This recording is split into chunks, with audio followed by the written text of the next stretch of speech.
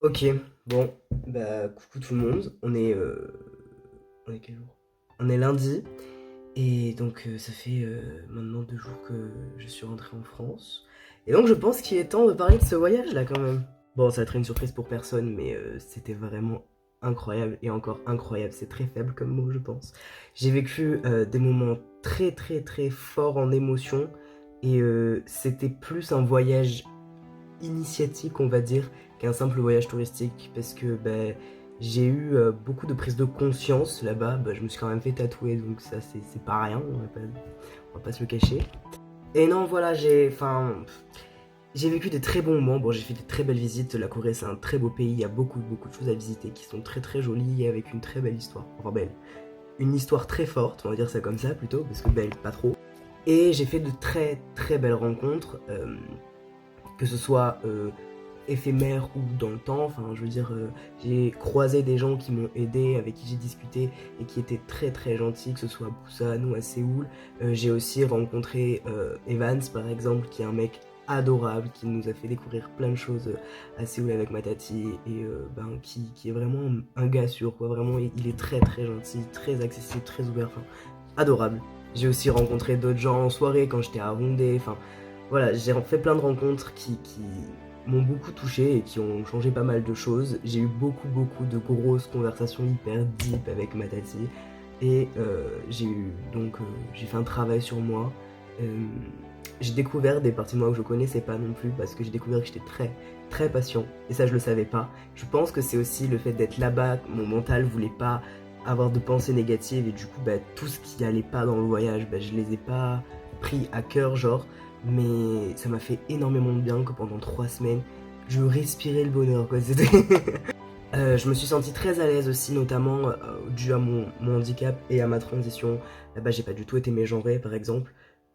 Alors, soit parce qu'ils sont hyper tolérants, soit parce que ça passait crème, je ne sais pas.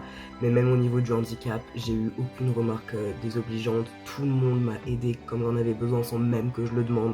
Enfin, ça a été très fort pour moi, parce que je me suis senti naturellement intégré, en fait. Alors qu'en France, par exemple, je dois beaucoup prendre sur moi, expliquer mon handicap, toujours me justifier. J'ai un stress permanent de devoir me débrouiller seul. Et là-bas, j'ai pas du tout ressenti ma différence comme un poids. Et je l'ai vraiment vécu quand dans la rue, je me baladais avec ma canne et que je me tenais la tête haute en mode c'est moi et je m'en bats les couilles de ce que vous pensez en fait. Le retour a été dur. Il a été vraiment vraiment dur. Le vendredi soir, j'ai pété un câble. Genre j'étais au téléphone avec ma mère et je commence à me plaindre comme je m'étais jamais plaint. Genre je sors que des trucs négatifs sur ma vie. Et en fait c'est parce que je pense que j'avais tellement le seum de partir que j'avais besoin de vider mon sac. Samedi on a pris l'avion à 11h, enfin on a décollé, non à midi on a décollé.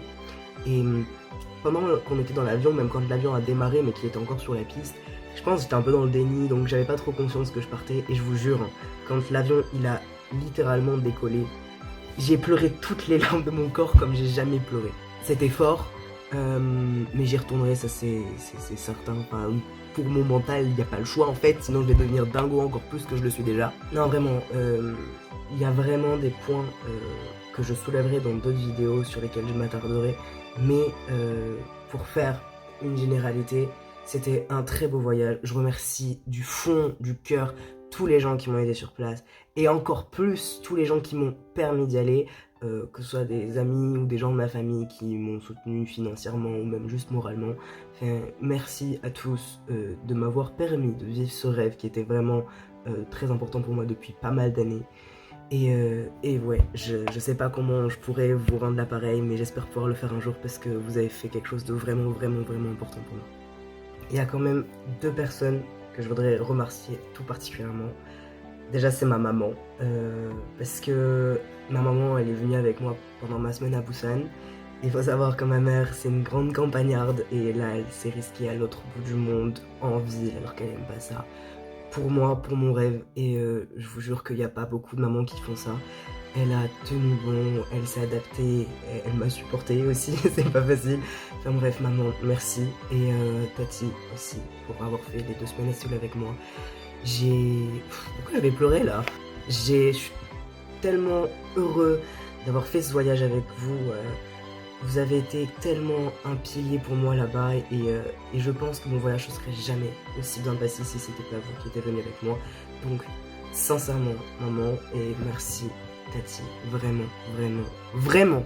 Et j'oublierai jamais les gros fous rires qu'on s'est tapés. Parce que, ok, c'était un beau voyage, mais putain, qu'est-ce qu'on a galéré quand même. Et c'est pour ça que c'était génial.